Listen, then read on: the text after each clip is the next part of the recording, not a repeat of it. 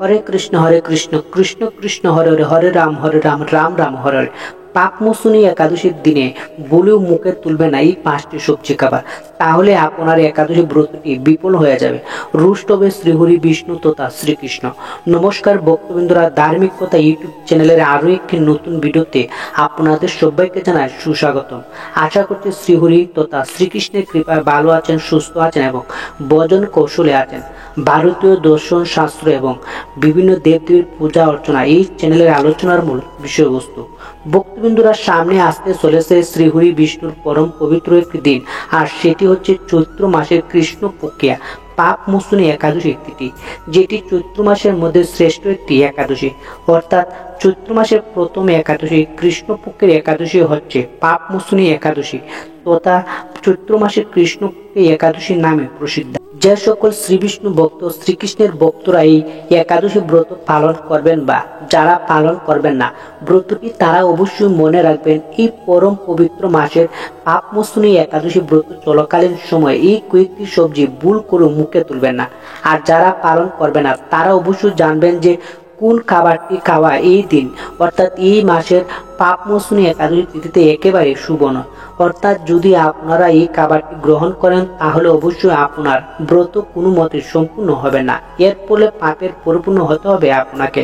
তাই অবশ্যই সবকিছু বিস্তারিতভাবে আলোচনা করা হয়েছে, আর এই জন্য অবশ্যই ভিডিওটি শুরু থেকে শেষ পর্যন্ত ভক্তি শ্রদ্ধা সহকারে শ্রবণ করবেন। মূল পর্বে যাওয়ার পূর্বে আমার সকল ভক্তদের কাছে অনুরোধ করব, অবশ্যই ভিডিওটি সম্পূর্ণরূপে দেখবেন, কোথায় ভিডিওটি স্কিপ করে দেখবেন না, তাহলে প্রচুর প্রয়োজনীয় তথ্য বাদ করে যেতে পারে।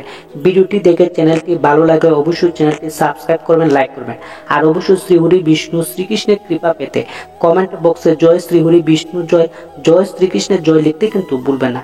আর অবশ্যই ভিডিওটি শেয়ার করবেন আপনার নিকট আত্মীয় স্বজন বন্ধু বান্ধবদের সাথে, যাতে তারাও ভিডিওটি দেখে উপকৃত হয় আর আপনাকে ধন্যবাদ জানায়।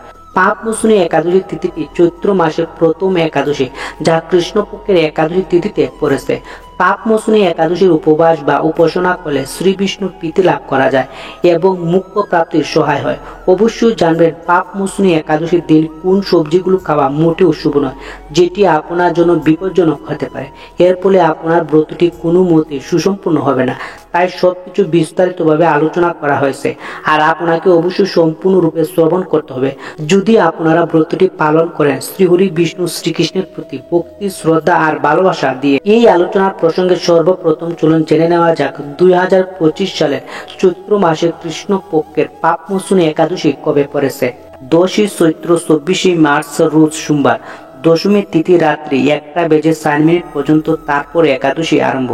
11ই চৈত্র 25 মার্চ রোজ মঙ্গলবার, একাদশী তিথি রাত্রি 12:16 পর্যন্ত, তারপর দ্বাদশী আরম্ভ। এই দিনে অর্থাৎ 11 চৈত্র 25 মার্চ রোজ মঙ্গলবার দিন পাপমোচনী একাদশী পালন করতে হবে। এই হলো 2025 সালের পাপমোচনী একাদশী তিথির শুভ সময়সূচি। এই একাদশীর দিনে ভগবান শ্রীহরির বিষ্ণুর পূজা ছাড়াও অনেকে রাধা কৃষ্ণের পূজাও করে থাকেন। এই পাপমোচনী একাদশী ব্রত উপবাস করলে পিতৃপুরুষদের আত্মার শান্তি হয় এবং অস্থায়ী সম্পত্তির স্থায়িত্ব লাভ করা যায়। যারা পাপমোচনী একাদশী ব্রতের মাহাত্ম্যতা শ্রবণ করেন তারা শ্রী বিষ্ণু বৈকুণ্ঠ প্রাপ্তির সমান পুণ্য লাভ করেন।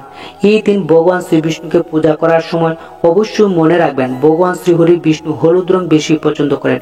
এমন অবস্থায় এই একাদশীতে হলুদ রঙের ফল অবশ্যই ভোগ হিসেবে ভগবানকে নিবেদন করবেন। আর এই রঙের ফল হিসেবে আপনারা দান করতে পারেন বিশেষ করে পাকা কলা ফল। পাপমোচনী একাদশীর বিশেষ উপলক্ষে আপনারা একাদশীর পালনের দিন ডাল দান করতে পারেন। বিশ্বাস করা হয় যে ডাল দান করলে গুরুদোষ থেকে মুক্তি পাওয়া যায় এবং জীবনে সুখ আসে। পাপমোচনী একাদশী তিথিতে হলুদ বা সাদা রঙের মিষ্টি দান করুন। এই পরম পবিত্র মাসে যেভাবে আপনারা ব্রতটি পালন করবেন, সবার প্রথম এই দিন সূর্য উদয়ের আগে ঘুম থেকে উঠে স্নান করতে হবে। স্নানের জলে সামান্য পরিমাণ গঙ্গা জল বা হলুদ মিশিয়ে স্নান করবেন এবং স্নান করার সময় শ্রীহরি বিষ্ণুর মহামন্ত্রটি জপ করতে পারেন। পারলে অবশ্যই শ্রীকৃষ্ণের মহামন্ত্রটি আপনারা জপ করতে পারেন এই সময়। এরপর শুদ্ধ বস্ত্র পরিধান করে ঠাকুরের ঘরে আরতি করতে হবে। তারপর ঠাকুরের নাম জপ করতে হবে মনে মনে। কোনো খারাপ চিন্তা বা কুচিন্তা আনা যাবে না। গায়ে কোনো রকম প্রসাধনী ব্যবহার করা যাবে না এই দিন, যেমন সাবান, শ্যাম্পু, বিভিন্ন ধরনের সুগন্ধি জিনিস এই দিন গায়ে ব্যবহার করা যাবে না। এই পাপমোচনী একাদশীর দিনে বিশেষ করে আপনাকে মনে রাখতে হবে পরগুরু নিন্দা, পরচর্চা, কুকথা, মিথ্যাচার, চুল কাটা, নখ কাটা ইত্যাদি থেকে বিরত থাকতে হবে। সমর্থ হলে দশমীতে একাহার করতে পারেন, একাদশীতে নিরাহার এবং দ্বাদশীতে একাহার করতে পারেন।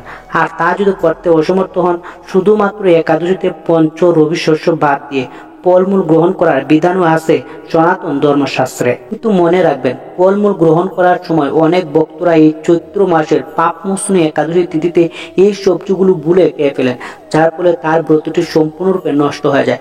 তাই অবশ্যই এই ব্রতটি আপনারা সঠিকভাবে পালন করার জন্য, অর্থাৎ ব্রতটি সুসম্পূর্ণভাবে পালন করার জন্য এই কয়েকটি সবজি আপনারা ভুল করে খাবেন না, যেগুলো আমি আপনাদের কাছে শেয়ার করব। অবশ্যই ভিডিওটি সম্পূর্ণ মনোযোগ সহকারে শ্রবণ করুন।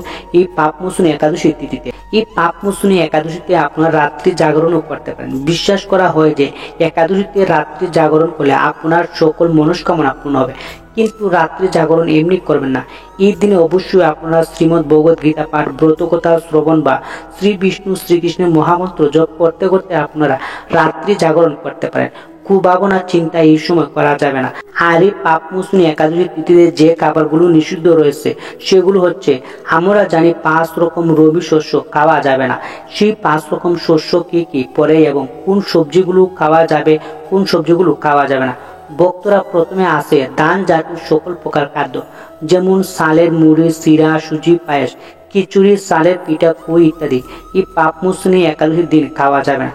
দ্বিতীয় হলো গম জাতীয় সকল প্রকার খাবার, যেমন আটা, ময়দা, সুজি, বেকারের রুটি, সকল প্রকার বিস্কুট, হরলিক্স জাতীয় ইত্যাদি খাবার এই দিন খাওয়া যাবে না। জব বা ভুট্টা জাতীয় সকল প্রকার খাদ্য, যেমন ছাতু, কই, রুটি ইত্যাদি। ডাল জাতীয় সকল প্রকার খাদ্য, যেমন মুগ, মাসকলাই, কেশারি, মুসুরি, ছোলা, অহরহর, ফেলন, মটরশুঁটি, বরবটি, শিম, গাজর, কালো বেগুন ইত্যাদি। সরিষার তেল, সয়াবিন তেল ইত্যাদি। এই দিন সিগারেট, বিড়ি এবং নেশা জাতীয় দ্রব্য সামগ্রী গ্রহণ করা থেকে বিরত থাকবেন। ভক্তবৃন্দগণ, এই পাপমোচনী একাদশী তিথিতে কালো বেগুন, গাজর, লাউ সবজি গুলো ভুল করে মুখে তুলবেন না। এই পাপমোচনী একাদশী তিথিতে সবজি কাটার সময় সতর্ক থাকতে হবে যেন কোথাও কেটে না যায়। একাদশীতে রক্তকরণ বর্জনীয়। এই জন্য অনেকেই একাদশীর আগের দিন দাঁত ব্রাশ করে থাকেন, যাতে দাঁতে ব্রাশ করার সময় দাঁতের মাড়ি দিয়ে রক্তকরণ হয়। যারা একাদশীর প্রসাদ রান্না বান্না করবেন তাদের অবশ্যই 5 ফোড়ন মশলার ব্যবহারের প্রতি সতর্ক নজর রাখা খুবই জরুরি। কারণ অনেক সময় দেখা যায় 5 ফোড়নের মধ্যে সরিষার তেল, সয়াবিন তেল থাকতে পারে, যা এই পাপমোচনী একাদশী তিথিতে খাওয়া সম্পূর্ণরূপে শাস্ত্র বিরোধী। এই হলো ভক্তবৃন্দরা একাদশী তিথির বিধিনিষেধ। এখন চলুন পাপমোচনী একাদশী তিথির মাহাত্ম্য কথাটি শ্রবণ করা যাক। পাপমোচনী একাদশী ব্রতের মাহাত্ম্য কথা। যুধিষ্ঠির শ্রীকৃষ্ণকে বলেন, হে জনার্দন, চৈত্র মাসের কৃষ্ণপক্ষের একাদশীর নাম ও মাহাত্ম্য কৃপা করে আমাকে বলুন। শ্রীকৃষ্ণ বললেন, হে ধর্মরাজ যুধিষ্ঠির, আপনি ধর্ম বিষয়ক প্রশ্ন করেছেন। এই একাদশী সকল সুখের আধার, সিদ্ধি প্রদানকারী ও পরম মঙ্গলময়, সমস্ত পাপ থেকে নিস্তার বা মোচন করে বলে এই পবিত্র একাদশী তিথি পাপমোচনী নামে প্রসিদ্ধ। রাজা মান্ধাতা একবার লোমশ মুনিকে এই একাদশীর কথা জিজ্ঞাসা করেছিলেন। তার বর্ণিত সেই বিচিত্র উপকারটি আপনার কাছে বলছি, আপনি মনোযোগ দিয়ে তা শ্রবণ করুন। প্রাচীনকালে অতি মনোরম চৈত্ররথ পুষ্প উদ্যানে মণিগণ বহু বছর ধরে তপস্যা করতেন। একসময় মেধাবী নামে এক ঋষি কুমার সেখানে তপস্যা করছিলেন। মঞ্জুগুষা নামে এক সুন্দরী অপ্সরা তাকে বশীভূত করতে চাইলেন, কিন্তু ঋষির অভিশাপে বয়সে আশ্রমের 2 মাইল দূরে অবস্থান করতে লাগলো। বিনা বাজিয়ে মধুর সুরে সে গান করত। একদিন মঞ্জুগুষা মেধাবীকে দেখে কাম ভানে পীড়িত হয়ে পড়েন। এদিকে ঋষি মেধাবী অপ্সরার অনুপম সৌন্দর্য দেখে মুগ্ধ হন। তখন সেই অপ্সরা মণিকে নানান হাব বাবু কটাক্ষ দ্বারা বশীভূত করে। ক্রমে কাম পরশবশ মণি সাধন ভোজন বিসর্জন দিয়ে তার আরাধ্য দেবতাকে বিস্মৃত হন। এইভাবে অপ্সরার সাথে কাম ক্রিয়ায় মণি বহু বছর অতিক্রান্ত হলো। মণিকে আচারভ্রষ্ট দেখে সে অপ্সরা দেবলোকে ফিরে যেতে মনস্থ করলো। একদিন মঞ্জুগুষা মেধাবী মণিকে বলতে লাগলো, হে প্রভু, এখন আমাকে নিজ গৃহে ফিরে যাওয়ার অনুমতি প্রদান করুন। কিন্তু মেধাবী বলেন, হে সুন্দরী, তুমি তো এখন সন্ধ্যাকালে আমার কাছে এসেছো, প্রাতকাল পর্যন্ত আমার কাছে থেকে যাও। মনির কথা শুনে অভিশাপ বয়সী অপ্সরা আরো কয়েক বছর তার সাথে বাস করতে লাগলেন। এইভাবে বহু বছর অতিবাহিত হলো। দীর্ঘকাল অপ্সরার সহবাসে থাকলো মেধাবীর কাছে তা অর্ধরাত্রি বলে মনে হলো। মঞ্জুগুষা পুনরায় নিজ স্থানে গমনের প্রার্থনা জানালে মণি বললেন, এখন প্রাতকাল, যতক্ষণ পর্যন্ত আমি সন্ধ্যা বন্দনা না সমাপ্ত করি ততক্ষণ পর্যন্ত তুমি এখানেই থাকো। মনির কথা শুনে ঈষৎ হেসে মঞ্জুগুষা তাকে বললেন, হে মণিবর, আমার সহবাসে আপনার যে কত বছর অতিবাহিত হয়েছে তাই একবার বিচার করে দেখুন। এই কথা শুনে মণি স্থির হয়ে চিন্তা করে দেখলেন যে তার ৫৬ বছর অতিবাহিত হয়ে গেছে। মণি তখন মঞ্জুগুষার প্রতি ক্রুশ পরশ হয়ে বললেন যে, রে পাপিষ্ঠ দুরাচারী তপস্যা কয় কারণে তোমাকে দিক, তুমি পিচাসী হও। মেধাবীর সাপে অপ্সরার শরীর বিরূপ প্রাপ্ত হলো। তখন সে অবনত মস্তকে মনির কাছে পাপ মোচন উপায় জানা জিজ্ঞাসা করলেন। মেধাবী বললেন, হে সুন্দরী, চৈত্র মাসের কৃষ্ণ পক্ষিয়া পাপ মোচনী একাদশী সর্ব পাপ কয় কারণে, সেই ব্রত পালনে তোমার পিচাসত্ব দূর হবে। পিতার আশ্রমে ফিরে গিয়ে মেধাবী বললেন, হে পিতা, এক অপ্সরার সঙ্গ দোষে আমি মহাপাপ করেছি, এর প্রায়শ্চিত্ত কি তা কৃপা করে আমাকে বলুন। উত্তরে শোভন মণি বলেন, চৈত্র মাসের কৃষ্ণ পক্ষে পাপ মোচনী একাদশী ব্রতের প্রভাবে তোমার পাপ দূর হবে। পিতার উপদেশ শুনে মেধাবী সেই ব্রত ভক্তিভরে পালন করলো। তার সমস্ত পাপ দূর হলো। পুনরায় তিনি তপস্যার ফল লাভ করলেন। মঞ্জু গুসাও ওই ব্রত পালনের ফলে পিচাসত্ব থেকে মুক্ত হয়ে দিব্য দেহে স্বর্গে গমন করলেন। হে মহারাজ, যারা এই পাপ মোচনী একাদশী পালন করেন তাদের পূর্বকৃত সমস্ত পাপই ক্ষয় হয়। এই ব্রত পাঠ ও শ্রবণে সহস্র গোদানের ফল লাভ হয়। এই হলো পাপ মোচনী একাদশী ব্রতের মাহাত্ম্য কথা। আশা করি ভক্তবিন্দুরা ভিডিওটি আপনাদের ভালো লেগেছে। ভিডিওটি ভালো লেগে থাকলে লাইক, কমেন্ট এবং শেয়ার করতে ভুলবেন না। ভালো থাকুন, সুস্থ থাকুন, ঈশ্বর আপনার মঙ্গল করুক। ধন্যবাদ, নমস্কার।